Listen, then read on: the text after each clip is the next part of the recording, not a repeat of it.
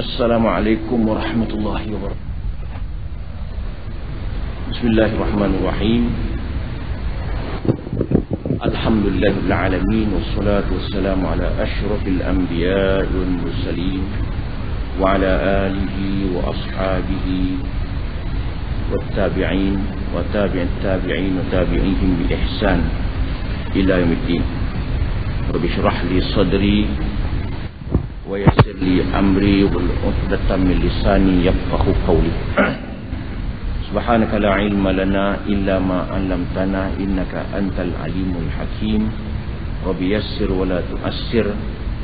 Rabbi atmim bil khair. Rabbi adkhilni mudkhala sidqin wa akhrijni mukhraja sidqin waj'al li min ladunka sultanan nasira.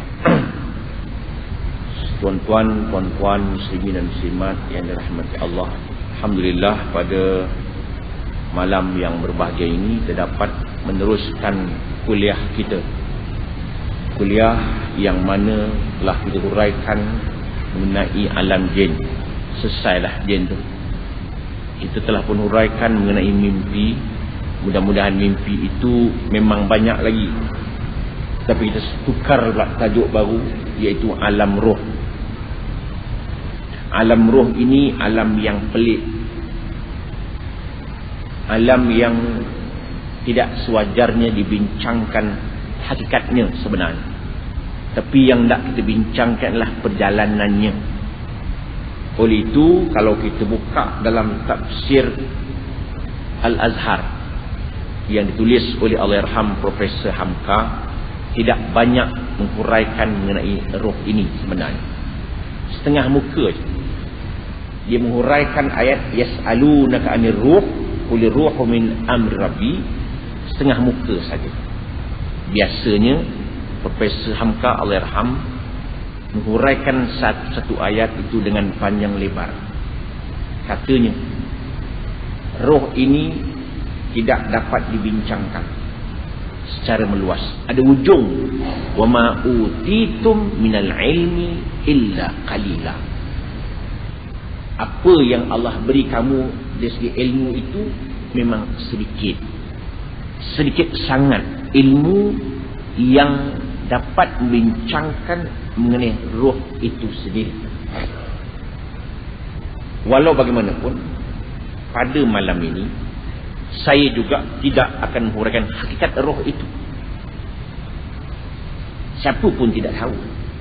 Qulir ruhu min amri rabbi. Roh itu, katakan oleh Muhammad, roh itu adalah urusan Tuhanku. Amr maknanya perbuatan.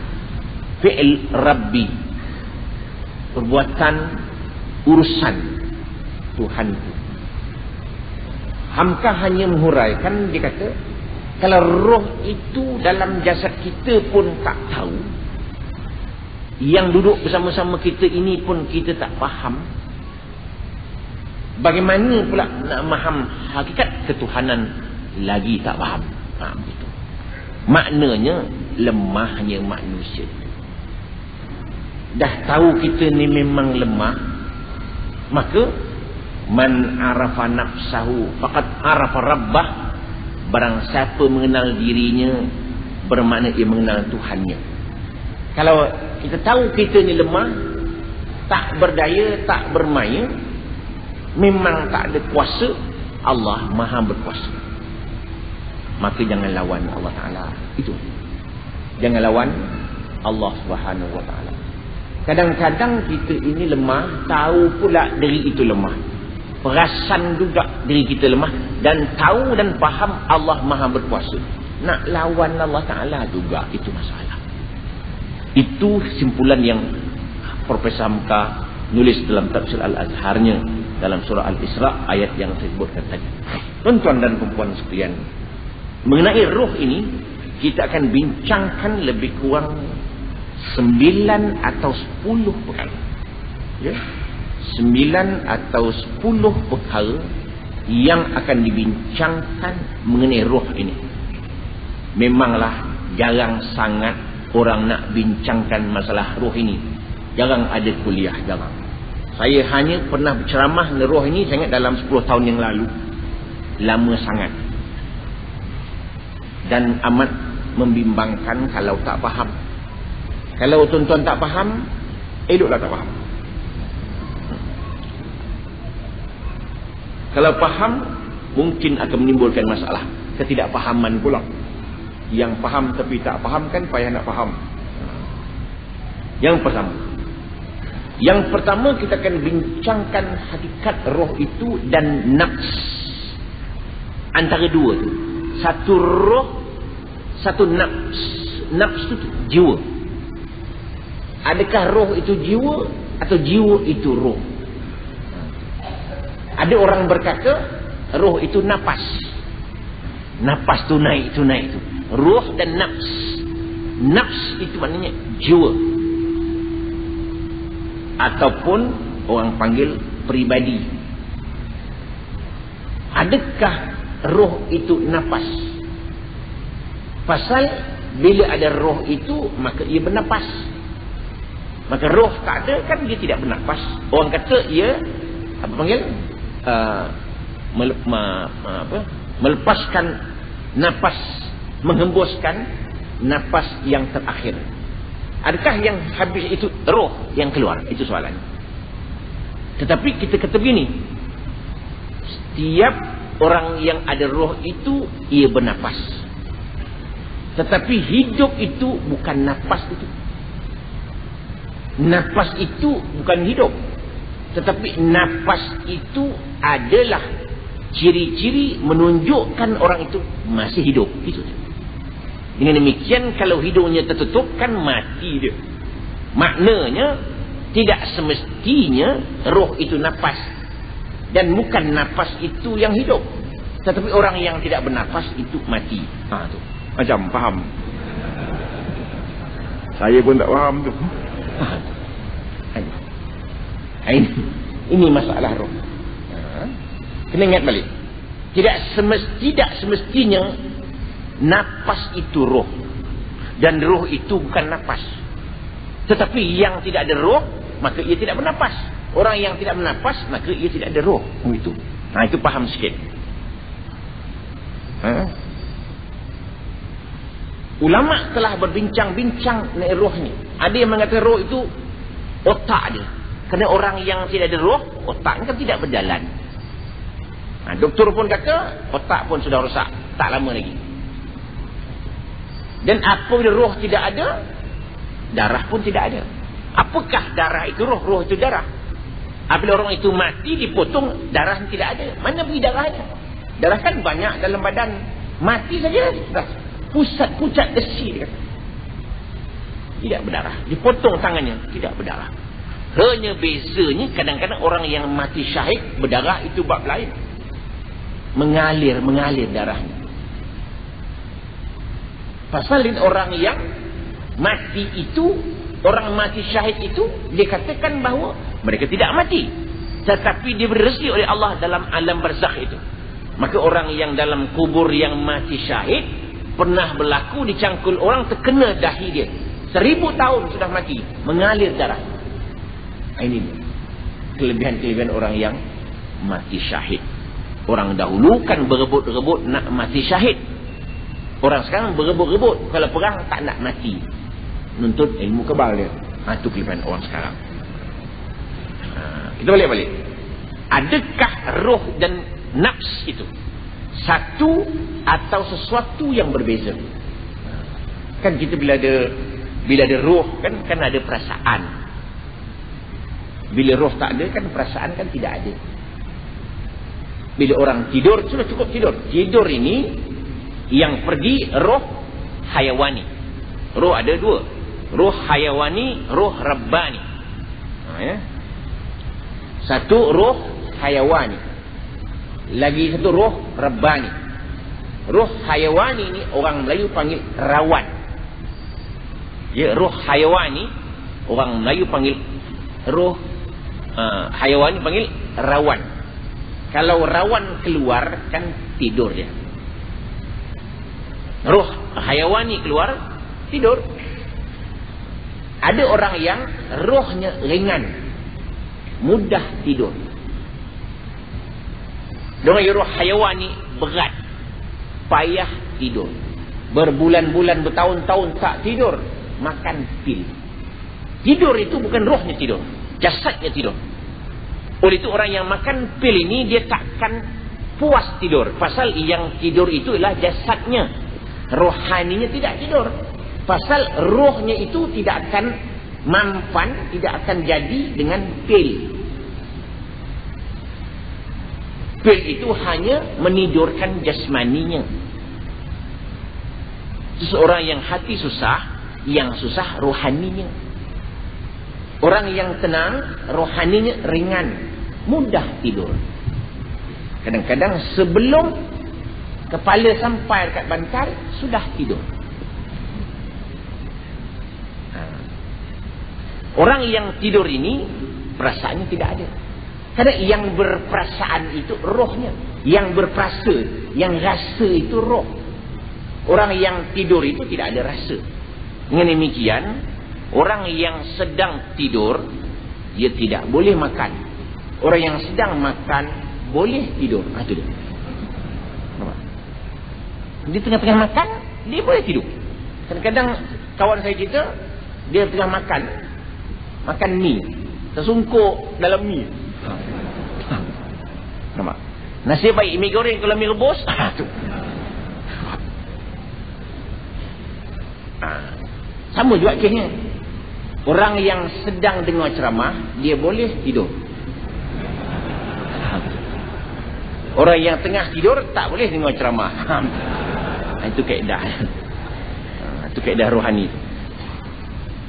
Jadi orang yang faham mengenai perjalanan roh ini, dia tidak boleh marah. Tak boleh marah. Itu sebab kita kalau mengantuk, kita digalakkan baca inna rabbakumullahu allazi khalaqas samawati wal ardh fi sittati ayyam thumma istawa 'ala arsy yughshil lail nahar yatlu haditha wasyamsa wal qamara wan nujuma musakhkharatin bi amri alahul khalq wal amr tabarakallahu rabbul alamin. Ini doa bacaan untuk mengelakkan daripada mengantuk. Bawa kereta, kita baca. Tapi kadang-kadang tengah-tengah baca, tidur juga. Kaedah. Ini bacaan. Jadi tak jadi itu bab lain. Dan itu di antara ayat-ayat untuk mengelakkan daripada mengantuk. Habis. Maka roh ada, roh satu, nafs satu. Nafs yang terjemah oleh bahasa Melayu ialah jiwa. Jiwa. Kita ada akal, kita ada dia punya minda, dia punya zihin. Zihin maknanya ketajaman akal itu ada. Kita ada hati. Hati kita ada, akal kita ada, jiwa kita ada, perasaan kita ada, peribadi kita ada, nafs kita ada. Tetapi kesemuanya inilah roh lah yang pokok pangkalnya.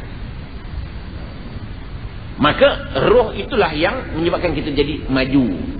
Kita berkehendak. Kita inginkan sesuatu. Kita inginkan ke depan. Inginkan pangkat. Inginkan senang. Inginkan kesemua keinginan. Roh punya kerja. Jasad tak ada. Jasad ini hanya tempat roh menumpang saja. Ya? Jasad tempat roh menumpang. Tetapi kalau jasad ini sudah tidak dapat bekerjasama dengan rohani, dengan roh, jasad, roh akan pergi meninggalkan jasad. Maka jasad itu akan menjadi lompang, akan menjadi rosak, akan menjadi binasa. Karena yang mempertahankan jasad itulah rohnya. Macam burung dengan sangkar. Mana penting? Burung ke penting ke sangkar yang penting? Sebenarnya dua-dua penting. Tapi yang paling penting ialah burung. Kalau burung tak ada, nak buat apa sangkar? Maka sangkar itu akan buruk, akan lapuk. Tuan-tuan tengok ya.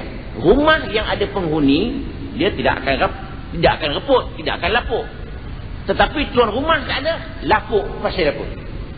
Jangka-jangka rumah yang tak pakai kan lagi bagus rumah tu. Tak pakai, lagi lapuk, lagi reput, lagi tak guna. Sama juga kita ni. Kalau kita rohani tak ada kan bagus. Duduk rumah tak ada mana kan bagus gitu. Relax, tidur. Tapi dia lapuk, dia akan reput. Nampak? Maka roh itulah yang paling penting. Tetapi kadang-kadang yang silap ialah banyak yang dipentingkan orang ialah jasad itu. Banyak orang penting ialah sangkar itu. Cantik, dicat macam-macam, diberi bunga. Tetapi yang dalam tidak diaganya. Maka kita lah subuh-subuh dah jogging untuk mempertahankan jangan cepat mati. Tapi subuh-subuh yang kita berbakti beribadat kepada Allah Subhanahu Wa Taala kerana roh itu paling penting untuk dijaga. Tapi ramai orang yang dipentingkan ialah jasadnya, jasmaninya. Orang perempuan dia terpaksa pergi aerobik supaya jangan cepat mati, supaya jangan cepat gemuk. Tapi rohani tidak dikira gemuk ke kurus ke. Begitu. Bukan orang sini, orang lain lah. Begitu. Ini dia sebagai untuk perhatian kita. Baik. Yang kedua. Soalan yang kedua yang kita bincangkan nanti. Mungkin hari ini kita bincangkan habis. Kita akan sambung lagi siri kedua dan ketiga. Sebanyak cerita dia. Sampai kita cerita sampai roh di dalam alam barzakh. Roh di dalam kubur. Yang kedua dia kata, adakah roh itu kadim ataupun baru? Itu soalan. Dia akan bincangkan nanti, adakah roh itu kadim ataupun baru? Tidak tahu. Kita selalu kita dengar ialah roh ini telah pun berbincang, disoal oleh Allah di alam arwah. Roh sudah ada. Roh sudah ada. Sebelum manusia ni ada, roh sudah ada. Walaupun kita ini lahir sekarang, roh dengan orang lain sama. Roh dengan Nabi Adam sama, tuanya sama. Dia kadim ataupun baru? Jawapannya roh itu ialah ciptaan Allah. Allah yang cipta. Maka Allah SWT tanya dia, semua roh dalam dunia ni, kalau kita bincangkan sedikit, memanglah kalau kita baca dalam sejarah, bapa kita itu Adam, bapa kita itu sama sekali. Tapi ada juga pendapat yang lain mengatakan bahawa Adam bapa kita itu yang kita bapa kita. Ada makhluk sebelum kita itu ada Adam, bapa dia pula. Lebih daripada 30 Adam dalam dunia ini. Adam kita itu mungkin Adam yang terakhir. Sebelum itu ada Adam. Ini yang pening pula. Tuan-tuan dengar, tak pernah aku dengar pula ni gitu. Tu. Saya pun malah nak cerita. Takut tuan-tuan kalau tak pernah dengar cerita ini pelik. Dunia ni sudah juta-juta tahun. Allah telah siapkan burung-burung, binatang-binatang, semua pokok-pokok semua dalam dunia ni. Sebelum manusia turun dah standby dah untuk persiapan menerima kedatangan manusia untuk nak menggunakan kemudahan yang Allah ciptakan. Kalau kita turun dulu, burung turun kemudian, kan payah nak makan. Ikan turun kemudian, kan payah nak makan. Persiapan itu kelebihan Allah SWT. Allah SWT maha pengasih, maha penyayang, maha pemberi rezeki. Sebelum manusia turun, kita dah disiapkan semua. Ada setengah pendapat mengatakan bahawa sebelum manusia ada bangsa rim, bangsa tim, bangsa bin dan sebagainya. Bangsa jin semua ada dalam dunia ni. Dan ada 30 Adam dan sebagainya. Maka semua makhluk ni roh dia sudah ada dah. Semuanya mengaku yang Allah Ta'ala itulah Tuhannya. Semua roh. Roh ni beriman katanya. Roh ni beriman kepada Allah Subhanahu Taala. Yang mana? Waktu bila? Waktu di alam arwah. Itu sebab apabila dimasukkan dalam jasad kita, kita pun lahir, disuruh kita azankan budak itu. Pasal apa? Kerana untuk ingatkan balik roh yang telah berjanji dengan Allah di alam arwah dulu ni. Ingatkan balik. Kalau nak kira-kira budak baru umur sehari, setengah jam diazankan, apa budak itu tahu? Setengah jam baru lahir diazankan. Terkebil-kebil mata budak. Jangan budak-budak baru umur setengah jam. Kanak-kanak yang berumur 40 tahun pun tak faham-faham.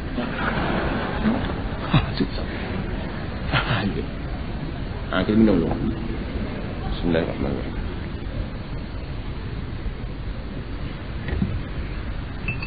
Kita akan bincangkan kemudian.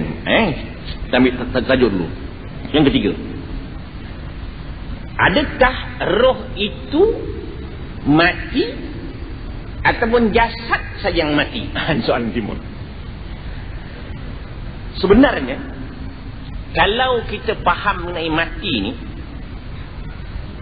kita tak takut mati. Sebenarnya. Ya, kalau kita faham maksud mati, maka kita akan takut mati. Tetapi oleh kerana kita tak faham hakikat mati itu, maka kita takut mati. Sebenarnya, maksud mati itu ialah berpisah jasad dengan roh. Itu saja. Maknanya masing-masing balik kampung masing-masing. Jasad balik kampung dia, roh balik kampung dia. Macam kita dua orang sahabat baik, karib. Kau balik kampung kau, aku balik kampung aku. Itu saja.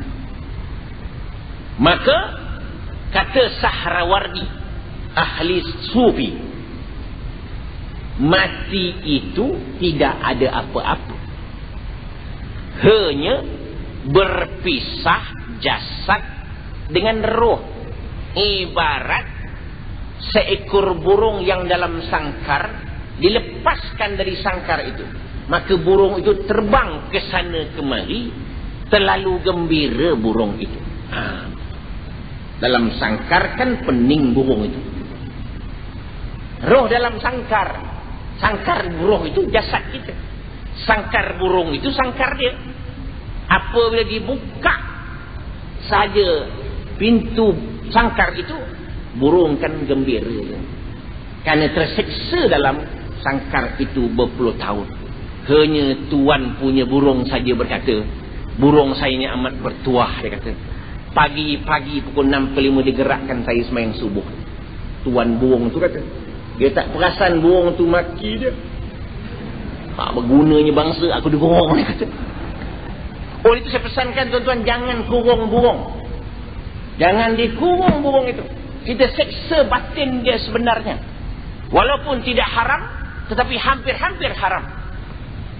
Yang jadi haram hanya berdasarkan pada hadis Nabi, orang kurung kucing itu tak diberinya makan sampai mati, maka orang itu akan masuk neraka. Itu kucing. Burung ini dikurung. Duduk lenguh kawan tu. Tuan-tuan bayang tak? Cuba kita duduk tak lenguh ke? Cuba tanya burung tu. Kalau burung tu balik cakap, kau memang tak guna. Kita tak perasan. Itu terseksa jiwa burung. Dilepaskan. Itu sebab kita apabila ke Mekah, burung kena lepas hukumnya. Apabila kita ke Mekah, waktu kita dalam ihram di sana, burung di rumah kena lepas. Kena ingat tu. Ada orang tanya saya, Ustaz, bagaimana burung? Saya sayang burung ni. Sayang. Saya sedekahkan ke kawan saya nak pergi Mekah tu, balik saya minta balik. Boleh? Dia boleh begitu. Hukum memberi tidak boleh bersyarat. Hukum berjual beli pun tak boleh bersyarat. Kena tak boleh. Saya beli, saya jual ya, dengan syarat jualkan saya balik besok saya balik Mekah. Tak boleh. Itu bersyarat.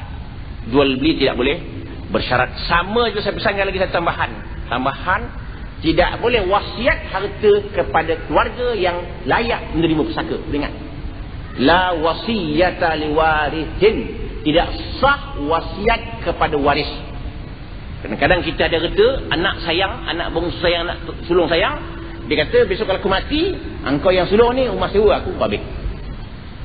Yang bongsu ni kebun kelapa tu yang 20 ekar tu babik. Tak sah hukum wasiat tu. Ingat, selalu orang buat. La wasiyata liwarithin, tidak sah wasiat kepada waris. Ingat, dia mati bapa tu hak dia semua tu. Melainkan adik-beradik bersetuju, itu lain bab. Tapi berapa ramai yang setuju? Mana boleh rumah banglo sebuah sejuta tu, kau nak ambil kau lah, aku tak payah, tak apa, tak mahu dia. Batu umbuk boleh, habis tu bab lain. Jadi kesimpulannya, bahawa orang yang mati itu, jasad dia itu berpisah.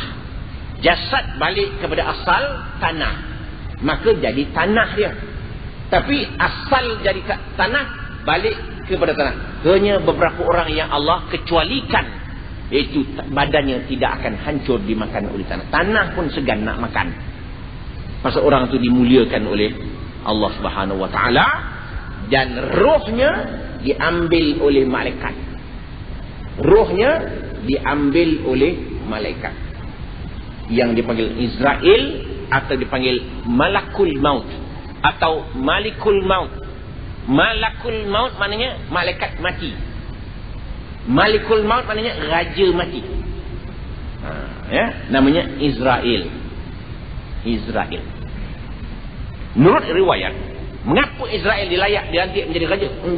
Dilantik menjadi Malakul Maut. Apabila Allah perintahkan malaikat Jibril ambil tanah untuk nak buat Adam, tanah semua tak setuju. Jibril pun tak jadi naik, tak jadi ambil tanah. Israel turun nak ambil tanah, tanah kata jangan ambil aku. Kata Israel, ini perintah Allah Ta'ala. Itu yang tanah tak boleh nak kata apa tu. Lantik Israel jadi Malakul Maut. Itu sejarah. Wallahu a'lam. Tu. Jadi artinya, contoh lihat ya, roh kita ini kalau tidur, roh Rabbani keluar ikut hidung. Ingat ya, kita keluar dari hidung, sak tidur itu. Waktu tidur, roh akan keluar melalui hidung. Nanti kalau balik ikut kepala, dia masuk ke sini. Mati akan keluar ikut ubun-ubun. Sebab kita sunat mengambil uduk sapu sini, tengah-tengah. Tengah-tengah ni supaya mudah nanti keluar roh waktu kita mati. Tengah-tengah ubun-ubun ni. Itu cara sunat ambil uduk, basuh di situ. Tidur keluar hidung. Tetapi antara kita dengan roh itu tidak putus. Tetapi orang mati putus roh itu. Dan kalau sudah mati, malaikat akan bawa kain kafan dari syurga. Ya. Kalau kita mati, malaikat bawa kain kafan dari syurga yang berbau wangi, wangi-wangian, untuk nak mengafan roh itu, nak bawa naik. Dan orang yang fasik, orang yang maksiat, orang zalim, orang-orang yang menderhakai kepada Allah Subhanahu Wa Taala, malaikat bawa kain kafan daripada api neraka yang berbau terlalu busuk untuk mengafan rohnya, untuk nak dibawa ke langit juga, tapi akan turun ke bawah balik. Allah Ta'ala kata humbankan ke bawah. Nanti akan diterangkan nanti bagian roh nanti naik ke langit satu. Kadang-kadang oleh kerana kita semayang itu riak, tendang balik. Semayang itu ujub, tendang balik. Ibadat itu tak betul, tendang balik. Itu dia. Diterangkan dalam bab pengambilan roh. Ini kita ambil tajuk dulu. Maka orang yang mati, roh dia dari kaki ke atas. Kaki dia naik ke atas. Itu kadang-kadang kan orang kata sejuk dah kaki Pak Angah ni, sejuk dah kaki ayah ni. Dah sejuk dia naik. Itu mula dia mengalir. Dah sejuk kaki tu, alamat tu. Cuba rasa kaki masing. Kalau sejuk tu, bahaya tu. Sejuk. Dia macam titisan. Dia mentis. Sebenarnya roh ni tak dapat kita tahu di mana letaknya, tak tahu. Pasal kita potong sini kan sakit kan, sini pun sakit. Bila roh tak ada kan tak sakit. Roh tak ada, tengah tidur kadang-kadang terlalu kuat tidur itu pun, nyamuk macam mana pun tak sedar dia. Jadi habis. Maka bila berpisah, badan pun menjadi tanah, roh tak. Roh dia tidak hancur. Itu yang sesuatu yang amat pelik sebenarnya. Kita ni roh tu yang penting. Kita tu roh yang penting. Tuan bayang ya, orang mati itu sudah mati, tapi kita masih lagi terngiang-ngiang orang itu, terbayang-bayang dia tu ada. Itu sebabnya kita ya, kalau sudah mati, habis, ceritanya sudah habis. Tetapi kita tak perasan roh itu terseksa ke bergembira. Oh, dia boleh masuk dalam monyet, dalam beruk, dalam kambing, dalam babi. Itu percayaan orang-orang jahiliah. Dan dibawa percayaan ini orang-orang Hindu. Reincarnation. Dia panggil tanasukul arwah. Dalam Islam tak ada. Roh kalau sudah mati, habis. Tak balik dah. Tak turun dah. Kalau dia kena seksa balik ke rumah ni kan bagus. Tak kena seksa lah dia. Mau ni makan nasi, makan tom yam, makan sop ekor makan dia. Tak mahu dia. Kalau orang itu orang yang senang di alam syurga, dia turun buat apa? Kan alam ni kan alam fana kan? Dia sudah balik ke alam baqa. Tuan-tuan ingat dalam sejarah, dalam hadis, tidak ada orang yang mati syahid, tidak ada orang yang mati masuk syurga, nak balik, tak ada. Tak balik lah. Yang minta balik orang yang mati syahid saja. Itu pun Allah Ta'ala tak bagi. Pasal apa dia minta balik? Dia mau perang lagi 3-4 kali. Pasal dia tahu dah, orang mati syahid itu balasannya terlalu tinggi di sisi Allah. Dia mau perang lagi, mau tinggi lagi. Perang lagi, mau tinggi lagi. Itu kelebihan orang-orang yang mati syahid. Terus kita baca sejarah yang dalam surah Yasin itu. Siapa nama dia? An-Najjar itu. Habib An-Najjar itu. Dipijak-pijak orang. Dia berdakwah, mengajak. Dia kata, ittabi'u man la yas'alukum ajran wa hum muhtadun. Ikutlah Nabi itu. Ikutlah Nabi itu yang dia tidak minta balasan pun. Orang kampung marah, dipijak-pijak, tak keluar isi perut dia. Mati dia, masuk syurga dia. Dia berangan, dia tak, aku mahu nak beritahu rasa-rasa orang dalam dunia ni, yang aku ni dipijak mati pun Allah balas aku dengan balasan yang sangat hebat.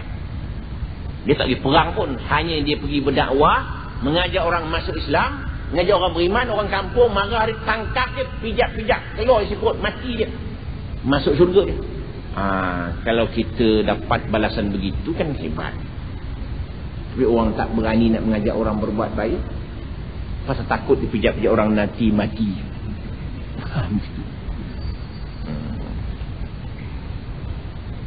Kemudian yang keempat, adakah roh orang mati yang telah dicabut itu akan dikembalikan balik ke dalam jasad orang mati itu? Tadi malaikat dah tarik kan? Sudah tarik. Kita dalam kubur nanti, apabila orang sudah insiraf, orang sudah bersurai,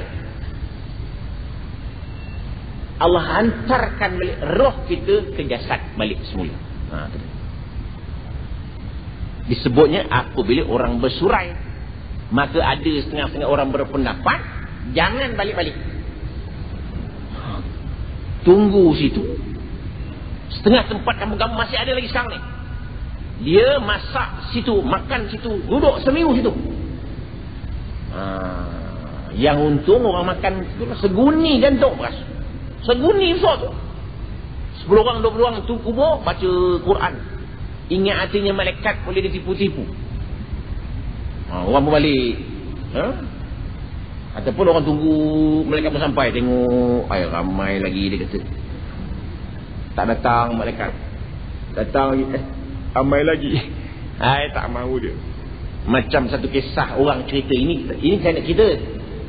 Satu orang dia kata dia mati, dia pesan kapankan dia dengan kain buruk-buruk, supaya nanti malaikat datang tengok, dah lama dah mati dia kata.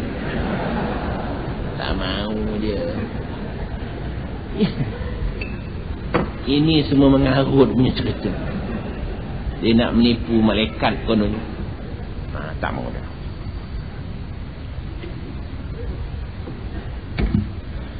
Jadi sebenarnya apabila orang balik, ini dalam pandangan zahir, Allah hantarkan balik roh pada orang yang mati itu. Dihantarkan balik, maka dia berada dan terhidup dan mati. Hidupnya untuk menjawab soalan saja. Itu tanya saya sikit ya. Apabila orang balik, kita dah terbaring di kubur tu. Sekarang ni kita bila mati kan tak perasan kita mati. Siapa tahu dia mati? Tak tahu. Kita tidur pun tak tahu tidur. Tuan tengok TV, tidur. Sudah pukul 3, dah tidur dah. Kan begitu, tak perasan. Itu sebabnya orang kata tidur itu mati sementara. Mati itu tidur selama-lamanya. Kenapa tu? Boleh? Saya ulang lagi sekali. Tidur itu mati sementara. Mati itu tidur selama-lamanya. Apabila dia masuk roh balik jasad kita, kita pun celik. Celik mata. Jangan main-main. Celik mata, tengok, kan kapan? Dah mati aku punya. Baru pasal. Meleleh mata tu. Meleleh mata. Dah mati aku. Habis lori aku tinggal. Terperasan lori dia. Terperasan tokar dia. Ketika itulah malaikat pun datang nak menyoal beberapa soalan. Nak menyoal beberapa soalan. Kebetulan soalan kubur pula dah bocor.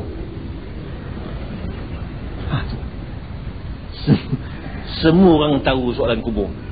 Tapi soalan kubur dah tahu pun tak dapat jawab. Itu masalah. Tentang hebat Allah Ta'ala sayang kepada kita. Dia beritahu soalan, tahu marah buka, tahu semua soalan. Kan dah bocor soalan.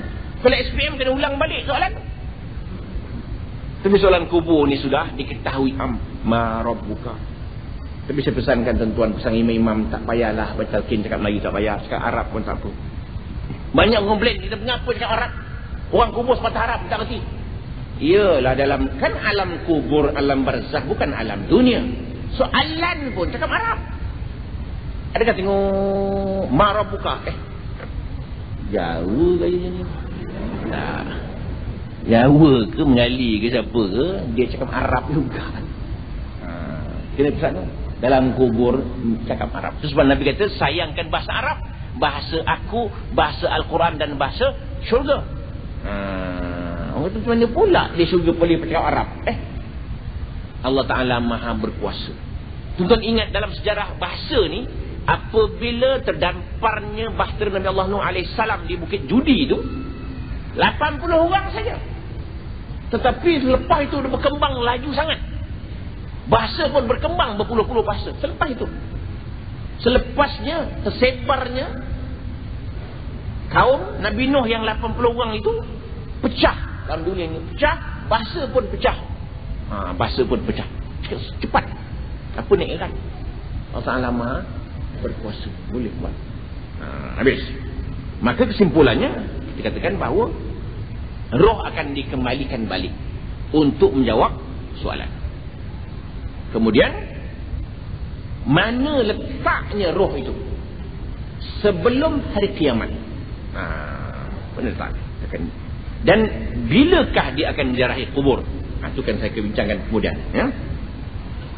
Adakah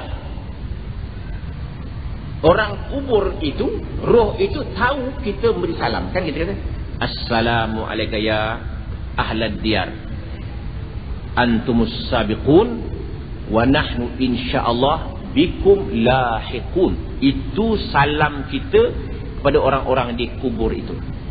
Sebenarnya selalu orang sebut Assalamualaikum ya ahlal kubur, kan? Marah orang kubur tu. Pasal aku jadi orang kubur, kau tak jadi orang kubur itu. Sebenarnya Assalamualaikum ya ahlad diyar, selamat sejahtera wahai tuan-tuan yang duduk kampung ini. Yang duduk kampung dia lah tu. Antumus sabiqun, tuan-tuan dah pergi dulu duduk kampung ni. Wa nahnu insyaallah bikum lahiqun, kami ni insyaallah tak lama lagi duduk sini juga. Macam tak bimbang rasanya. Maknanya kita akan pergi kampung tu juga, berkampung-kampung di situ.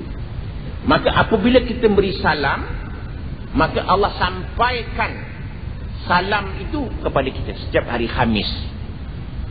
Setiap hari Khamis dia tahu siapa yang datang. Gembira bapak kita ni. Betul kita di rumah pun boleh baca Al-Fatihah, boleh doa. Tapi datang ke kubur itu, dia tahu kita datang. Pesankan tuan-tuan, mak pak dah meninggal dunia dah lama ni, kita cuba ikhtiarkan ziarah di kubur mereka. Kerana mereka tahu kita datang. Kadang-kadang kita bertahun-tahun tak pernah pergi. Tak payah, kena pergi rumah pun boleh, sama juga. Lain.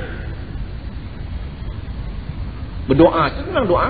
Tapi apabila memberi salam, dan kita beri salam itu pun kita menghadap ke muka dia, kena ingat. Ya, kita pergi beri salam tu kena muka dia.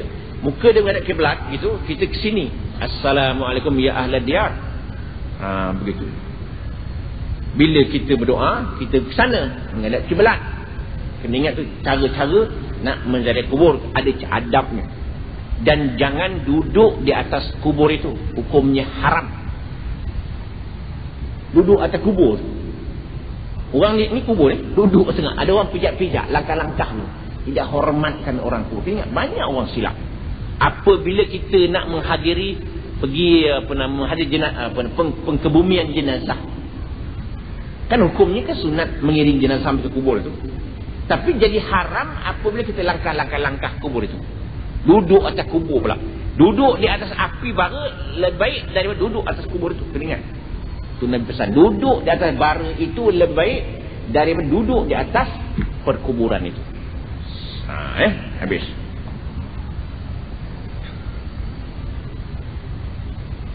Itu sebabnya dia kata, masalah orang mati itu ada 3. Yang pertama, adakah mereka tahu kita datang? Yang kedua, adakah orang mati boleh bertemu orang hidup? Orang yang telah mati dan orang hidup, rohnya boleh bertemu atau tidak? Saya terangkan pada ceramah yang lalu dalam bab mimpi. Kadang-kadang kita bermimpi, kita naik ke tempat yang tinggi, ilal malil a'la, tempat yang tinggi, kita bertemu orang-orang yang mati-mati itu. Tapi nanti apabila sampai masanya kita nak balik, roh pun ikut balik. Tapi Allah tahan dia.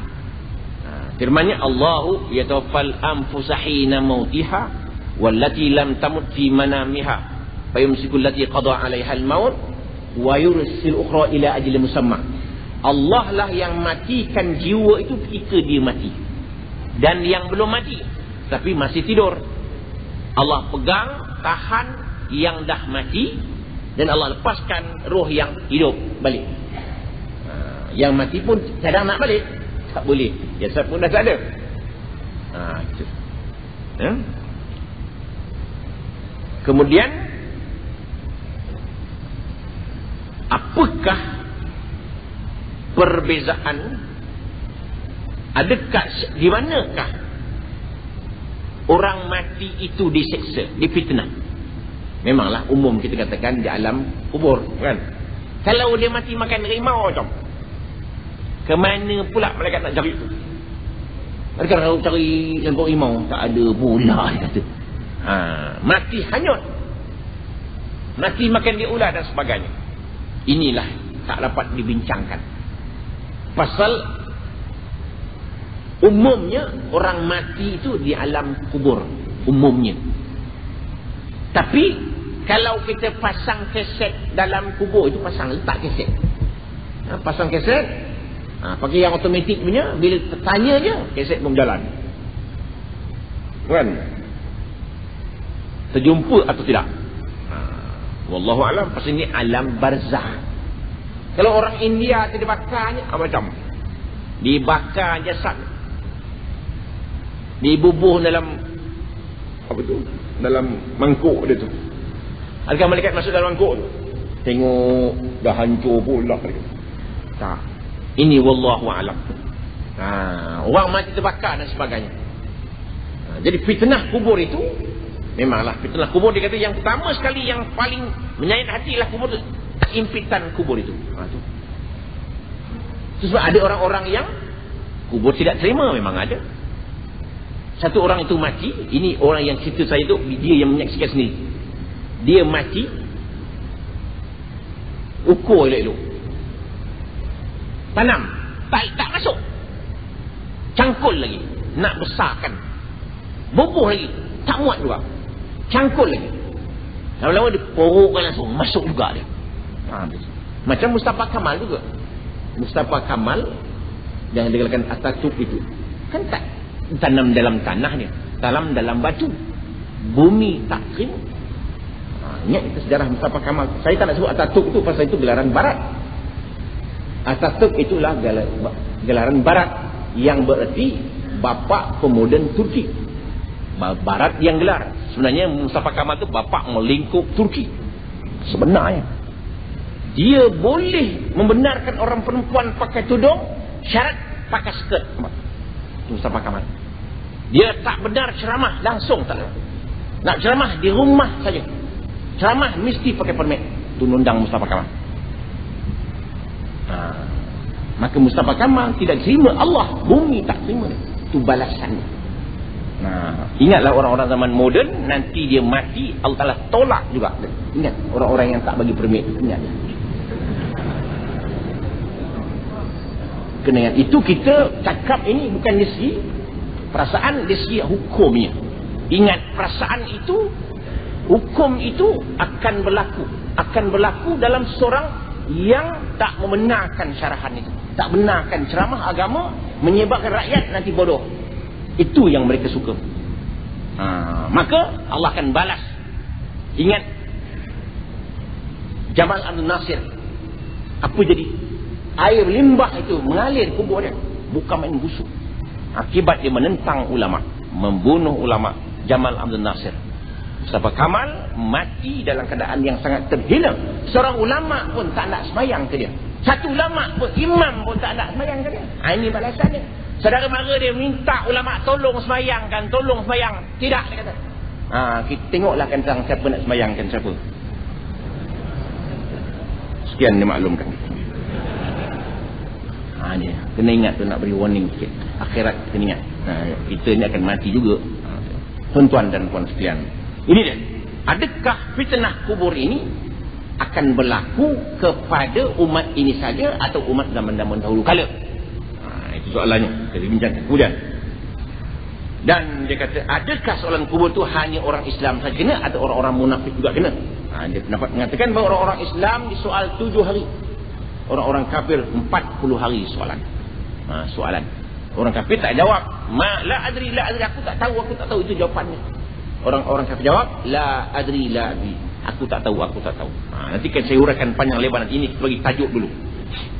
Kemudian dia kata, adakah roh orang-orang mati itu akan mendapat manfaat daripada usaha orang hidup? Soalan. Kita sudah mati. Orang kan kenduri, orang Ramadan, orang tahlil. Saya nak pesankan satu soalan. Ini pesan saja. Setengah-setengah masjid cari duit, menjual kupon. Tahlil, satu tahlil RM1. 5 tahlil RM5. Ini elok diberhentikan saja. Saya amat tidak bersetuju sejak dulu. Sejak tahun 80-an saya amat membangkang perkara ini. Kalau nak pun kita buat begini. Siapa nak bersedekah, bersedekahlah. Niatkan saya pahala kepada mak bapak dia. Jangan tulis nama. Setengah masjid tulis nama berapa hitam. Tulis masa. Ya Allah, ampunkan dosa orang-orang yang mati yang tertulis di papan hitam. Papan putih sekarang ni. Tapi di dekat Arab orang tak tahu. Allahumma ghfir lil asma lil mautal lati tuktabu fis saburah. Gitu lebih kurang saya dengar begitulah. Ya Allah, ampunkan dosa orang-orang yang mati yang nama tertulis kat papan putih ke papan hitam, gitulah terjemahan gitu. Ini mengarut. Artinya kalau kita nak sedekahkan pahala bapak kita, jangan sebut satu tahlil RM1. Oh, senang sangat masuk surga, RM1 saja. Ini kita komplain lama dah. Tapi masjid-masjid kata ini cari duit Ustaz. Sudah teruk kita cari duit cara itu. Minta saja orang duit. Sedekah saja. Nak Ramadan, minta duit saja. Pasal apa kita nak jual tahlil, satu tahlil RM1? Kan bagus, siapa nak bagi je lah. Jangan sebut satu tahlil. Saya, bapak saya, mak saya, anak saya, pagar saya, berapa orang? RM20 je. Oh, senang nak jual surga RM20. Tuan-tuan ingat sejarah orang-orang Kristian. Ini tambah sikit cerita. Satu orang Kristian ni, padri ni, dia jual syurga. Siapa nak beli syurga boleh. Syurga saya punya, dia kata. Berapa ribu? Syurga mahal lah. 40 ribu, 60 ribu. Ramai orang beli. Orang miskin kata apa? Kami nak beli apa? Kami duit tak ada. Satu orang miskin pandai. Tuan, saya beli neraka lah. Neraka murah dia. Neraka 100-200 gitu lah. Dia pun beli neraka, dapat sijil neraka. Dia round kampung, tuan-tuan, neraka saya punya, jangan bimbang gitu. Tuan-tuan buat jahat pun tak apa, pasal kontrol, saya kontrol. Pening padri tu. Dia beli balik neraka tadi. Dia jual mahal, untung orang miskin tu. Ini cerita. Kita jangan buat gitu. Saya nak pesankan, jangan tuan-tuan buat. Pesankan surau-surau kita, macam-macam kita nak cari duit, bukan itu cara dia. Maknanya tuan-tuan, siapa nak bersedekah, kita nak buat more, kita nak buat buka puasa, sedekah saja. Kita pun sama-sama pasal begini. Maknanya ada ujung, Allahumma ghfirlana dzunubana wal walidina wa jami'il mu'minina wal mu'minat. Dan orang muslimat kan dapat juga. Kita nak doakan bapak kita, doa sendirilah, doa sendiri. Allah ampunkan dosaku mak bapak aku, kan direct itu. Apa perlu nak pergi masjid duit? Pergi masjid duit bukan pasal tahlil. Memang nak lagi je. Memang nak beri, nak buat more, nak buat jamuan, buat. Itu kena ingat sangat tu. Kita kadang-kadang di masjid dengan masjid bagus. Pasal dia lantik imam hafiz Quran untuk jadi imam tarawih, bayar 10,000, bayar 5,000, 6,000. Banyak orang suka sembahyang masjid pasal apa? Imam dia hafal Quran. Tetapi bila ustaz yang nak berjuangkan isi Quran dikondem, ni kan pelik tu. Mana? Orang hafal disanjung-sanjung. Ada orang yang nak berjuangkan isi Quran, dia marah pula. Kan pelik itu. Mana bagus? Orang hafal Quran ke bagus? Orang nak berjuangkan isi Quran ke bagus? Memang hafal Quran bagus. Tapi orang nak memperjuangkan isi Quran lagi bagus daripada orang hafal Quran. Kalau hafal Quran pun mengampu, tak ada pergi apa. Sekian maklumkan. Macam marah lu punya ni. Angin pula hari ni. Habis. Kemudian kita sambung sekali. Kemudian dia kata azab kubur dan nikmatnya. Di mana dia? Adakah yang diseksa itu rohnya ke badannya? Itu kita bincangkan nanti. Adakah yang diseksa dalam kubur itu badannya ke, jasadnya ke, benda badan ini ataupun rohnya? Kita akan bincangkan. Kemudian kita lihat pula dalam Al-Quran. Dalam Al-Quran ni roh ni sebut banyak. Kalau tuan ke Mekah pula kita roh-roh, itu lain tu. Ke Mekah roh-roh dia kata. Itu bukan roh. Itu pergi-pergi itu. Itu roh juga tu. Tu roh dalam bahasa pasar. Dalam Al-Quran disebut maknanya kadang-kadang roh itu maknanya urusan. Kadang-kadang makna roh itu ialah wahyu. Kadang-kadang makna roh itu Al-Quran. Kadang-kadang maknanya rahmat. Kadang-kadang maknanya hayat, hidup. Kadang-kadang makna roh itu Jibril. Tanazzalul malaikatu warruh. Malaikat pun turun diketuk oleh Jibril. Itu makna roh. Kadang-kadang. Dan kadang-kadang maknanya malaikat yang besar. Yauma yaqumur ruh. Itu malaikat yang hebat. Kadang-kadang maknanya ialah roh badan. Ni. Itu yang kita bincangkan tadi. Makna roh itu luas. Itu dalam Quran, kalau jumpa roh itu, jangan terjemahkan kepadanya roh badan, tak. Ada masa maknanya malaikat, ada masa maknanya wahyu, ada masa maknanya Al-Quran, ada masa maknanya Jibril dan sebagainya. Jadi artinya, tuan-tuan dan puan-puan sekalian, itulah dia kata di Ibnu Buraidah, Nabi telah pun berlalu dan tidak menghuraikan roh itu secara luas. Yang kita bincangkan pada malam ini perjalanan roh saja. InsyaAllah tersambung lagi dalam ceramah akan datang. Mungkin makan masa 2-3 bulan baru selesai rohnya. Bersiri juga, siri 1, siri 2 dan siri 3. Sampai dah kita akan masuk syurga nanti, InsyaAllah kalau masuk. Sekian aku qouli hadza wa astaghfirullahal azim. Wassalamualaikum warahmatullahi wabarakatuh.